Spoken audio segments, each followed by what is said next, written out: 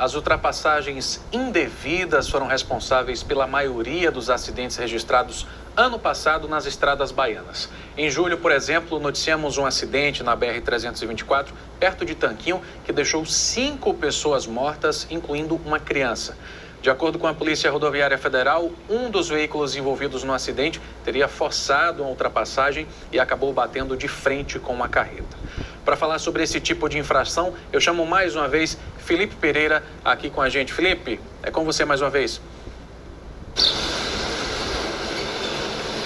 Pois é, Heitor, nessa sua abertura aqui desse assunto, você falou de algumas coisas que são muito importantes e que ilustram bem o risco que traz essa ultrapassagem indevida. Primeiro, o risco de morte. Você falou desse acidente aí e normalmente é o resultado que a gente tem, porque quando se há uma ultrapassagem indevida ou o motorista força uma ultrapassagem, você falou disso também, normalmente isso resulta numa colisão frontal, ou seja, numa batida de frente, e dificilmente as pessoas escapam desse tipo de acidente, principalmente quando a gente fala dos veículos menores, os veículos de passeio ou então as motocicletas. A gente está vendo aqui nas imagens de Leonel Alves, neste momento, o trânsito na BR-116 Sul está bem tranquilo. A gente está falando de uma rodovia que é duplicada, mas mesmo assim, mesmo aqui, num cenário como este, numa rodovia duplicada, pode ocorrer também aquela ultrapassagem indevida que é pela direita. A gente sabe, para quem não é motorista, a gente explica, o motorista normalmente faz a ultrapassagem pela faixa da esquerda, mas alguns apressadinhos não têm paciência e acabam utilizando a faixa da direita, nem esperam o veículo que está à frente, um pouco mais lento na faixa da esquerda, abrir espaço. Isso se configura também uma ultrapassagem indevida. Vamos para os dados agora. Em 2021, a gente tem informação que a Polícia Rodoviária Federal registrou nas rodovias que cortam Feira de Santana 2.516 ultrapassagens indevidas. No ano passado, 2022, foram 2.328, portanto, 8% a menos. Quando a gente olha os dados aqui, foram 42 batidas de frente e 20 mortes registradas nas nossas rodovias aqui. Falando de Bahia, a gente tem informação que foram mais de 37 mil ultrapassagens indevidas no ano passado, e elas resultaram em 212 mortes. É um assunto, claro, muito delicado, muito complicado e, claro, passa pela não só o trabalho, passa pelo trabalho de fiscalização da Polícia Rodoviária Federal, como também pela conscientização de todos os motoristas. Hoje, mais cedo, nós conversamos com um especialista, um advogado especialista em direito de trânsito, o Bruno Sobral. Ele conversou com a gente um pouco sobre o que o Código de Trânsito Brasileiro trata dessas ultrapassagens indevidas e ainda destacou a punição que os motoristas podem receber, claro, se flagranteados numa situação como essa. Acompanhe o que ele falou. O Código de Trânsito Brasileiro, enquanto regra que normativa toda e qualquer conduta em nosso país acerca da segurança viária, ele traz duas condutas principais, cujas quais tende a coibir, a regular a ultrapassagem de veículo em todo o território nacional. Então, basicamente, temos dois tipos. O primeiro, que é a ultrapassagem proibida, ou seja, comumente conhecida como ultrapassagem em faixa contínua, bem como uma outra mais nova e ainda mais gravosa, que é a de forçar a ultrapassagem. E desde já é bom que seja claro que a ultrapassagem proibida não necessariamente ela se comunica com a forçar a ultrapassagem, ou seja, são duas condutas distintas. Você pode ultrapassar em local proibido e, além de ultrapassar em local proibido, você pode forçar a ultrapassagem, ou seja, obrigando um outro veículo a sair da via. Bem como você pode forçar a ultrapassagem, ter uma pena ainda mais gravosa no local em que a ultrapassagem seria permitida, porém, você acabou forçando a ultrapassagem.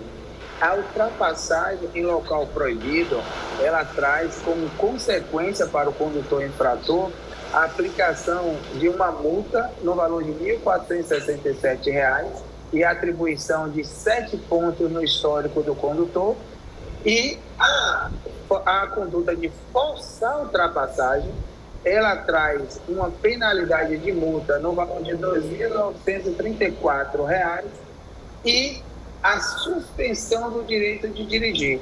Então, ou seja, a conduta de ultrapassagem atribui uma pontuação e a conduta de forçar a ultrapassagem já ocasiona a suspensão da CNH.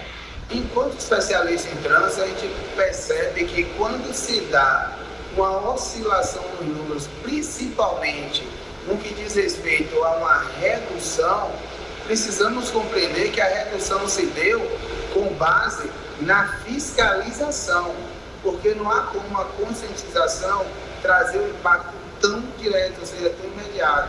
Então, se a gente for analisar o contexto, a gente observa que, na verdade, a fiscalização, muito provavelmente, ela não foi tão eficaz, tão profícua como foi em ocasiões anteriores, ocasionando a ser, infelizmente, um número menor de autuação, mas o que não nos leva a crer necessariamente que houve um número menor de condutas infratoras. É um objetivo a ser buscado, mas, acima de tudo, por meio da conscientização, por meio da educação para o trânsito, comungada com a fiscalização. Agora, essa redução traz, sim, de certa forma, uma ideia de que a conduta não necessariamente deixou de ser tão praticada, mas o que nós podemos dizer que seria um falso negativo. Isso aí estaria muito mais vinculado à fiscalização, que não foi tão proeminente, do que propriamente uma conduta mais prudente por parte dos condutores.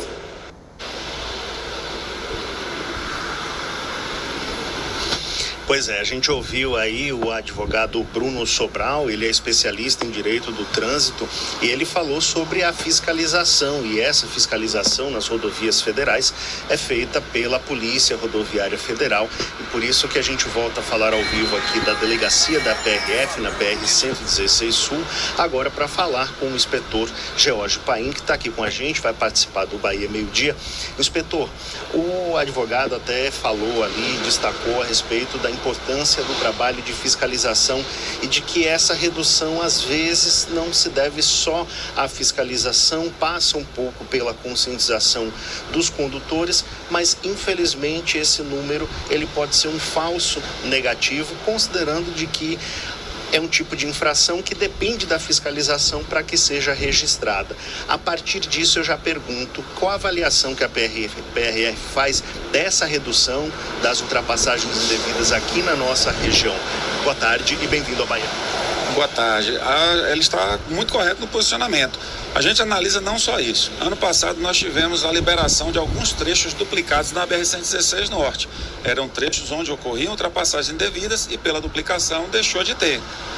Alguns outros trechos que permanecem em pista simples, que tinham elevado índice de acidente por ultrapassagem, nós conseguimos reduzir pela fiscalização intensa. Mas o condutor, ele é aquela criança que está sob o olhar do pai, se comporta. Deixou de estar no olhar do pai, ele passa a fazer bobagem de novo. Então, se a gente para de fiscalizar, o condutor ele volta a cometer irregularidades e volta a ter acidentes. Então, tem que ser um trabalho constante, não pode parar. A polícia ela tem que fiscalizar o tempo inteiro, todos os horários, principalmente baseados nas estatísticas. O que a estatística mostra que está tendo acidente, que está tendo risco, que está tendo alguma ocorrência é naquele ponto que a viatura deve estar de forma preventiva para que o problema não mais ocorra. Existe algum mapeamento feito? Dá para a gente dizer para o motorista que está assistindo a gente agora, aqui nas rodovias federais que cortam Feira de Santana, aqueles pontos de maior atenção onde o motorista deve ter mais cuidado, exatamente diante de uma maior ocorrência das ultrapassagens indevidas, onde os apressadinhos acabam agindo mais? Temos sim. Hoje, o principal trecho de ultrapassagens indevidas que tem nos trazido transtornos com acidentes, inclusive acidentes graves com vítimas mortas, é o trecho da BR-324 entre o Trevo com a BR-116 Norte e destino ali a Tanquinho, Riachão do Jacuípe. Ali, com frequência, nós temos flagrado condutores que insistem em fazer ultrapassagens. É um trecho que tem muitas lombadas. E eu tenho que lembrar que a lombada tira a minha visão do que está acontecendo lá na frente. Quanto menos eu enxergo adiante, mais propenso eu estou a me envolver em acidente. Então, nessas ultrapassagens indevidas em lombadas, quando eles saem de frente, encontra o veículo vindo no sentido oposto, aí ocorre ou a saída de pista seguida de capotamento ou a colisão frontal. São 2 acidentes que provocam vítimas, principalmente a colisão frontal, que é o tipo de acidente que mais provoca morte no país, estatisticamente falando. Inspetor, às vezes a impressão que a gente tem é que o motorista, quando está na estrada, esquece um pouco daquilo que ele aprendeu na autoescola e no processo para tirar a habilitação. Mas a gente não pode esquecer disso. Me corrija se eu estiver errado. Eu imagino que se você tem uma sinalização na pista, seja ela na própria faixa, sinalização horizontal, com uma sinalização vertical, as placas dizendo não ultrapasse, você tem a faixa contínua dizendo aqui não é o ponto ideal, o motorista, ele de fato deve acreditar naquela faixa e não abusar, não se opor à sinalização e fazer algo contrário que ela está indicando? Exatamente. Nós temos que lembrar que nenhuma sinalização é colocada ao solo sem que haja um estudo da engenharia antes, sem que os engenheiros de tráfego, quer seja do DENIT ou das instituições concessionadas, elas vão observar para poder fazer a pintura adequada. Se ele colocou a faixa contínua de não ultrapassagem, respeite, porque ou é uma ponte, ou é uma área de cruzamento, ou é uma área de baixa visibilidade, que pode ser uma curva, uma lombada. Eu tenho que respeitar. As pessoas às vezes têm mania de dizer, mas eu tinha a visão. É esse eu tinha a visão que termina provocando muitos acidentes. E vários acidentes que nós atendemos, a pessoa fala justamente isso. Eu achei que tinha visão e infelizmente não deu. E ocorrem as colisões e ocorrem as vítimas. Muitíssimo obrigado pela participação aqui no nosso Bahia Meio Dia. O recado é esse, viu, Heitor? Não dá para confiar no eu acho que dá, talvez dê certo. O motorista não pode ter dúvida no trânsito e, claro, tem que seguir o que está escrito no Código de Trânsito Brasileiro. Obrigado, viu, Felipe? A gente viu aí que a fiscalização tem sido cada vez mais rígida com esses infratores e tem que ser mesmo. Agradeço também ao inspetor Jorge Paim, sempre muito atencioso com a nossa equipe.